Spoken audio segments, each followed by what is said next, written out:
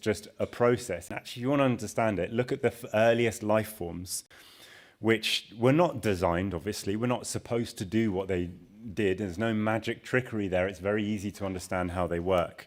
But they just replicated themselves, and therefore they grew in number, just because they could, once certain molecules came together. And then changes developed in them through random mutations, in which some of them had rudimentary senses that allowed them to move away from things that were damaging to them and towards things that were good for them. Of course, they didn't understand what they were doing, and nobody had designed it, but it worked, and that was more successful. And obviously, over a very long period of time, those rudimentary senses developed more and more complexity, so that we have, the incredible eyesight and hearing and everything else that advanced animals have. It's just a process. It's a principle of organization that exists in time.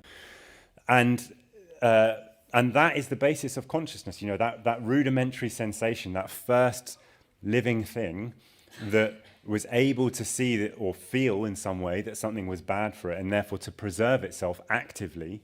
That is the sort of the bare building block, if you like, the first step on the path to consciousness. And that's what marks, again, consciousness out so distinctly from tools and from AI, which do not have that principle in them at all. So it's a product of the struggle for survival, of the need to live, and therefore to understand the world objectively in order to live better, basically, in order to survive. And what really distinguishes thought from sensation is the power of generalization. That's the fundamental thing. That's all the difference really is. In other words, rather than just sensing something is bad and not understanding it and just reacting to it in the moment, to have an idea of it is to be able to say, oh, that is like that other thing that I've seen before.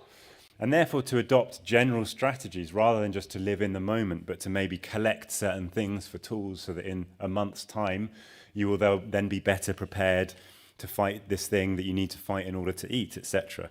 That's what consciousness is. It's the power of generalization. It's linking different things together and separating things out, basically, based on sensory experience. That's really at the heart of what consciousness is.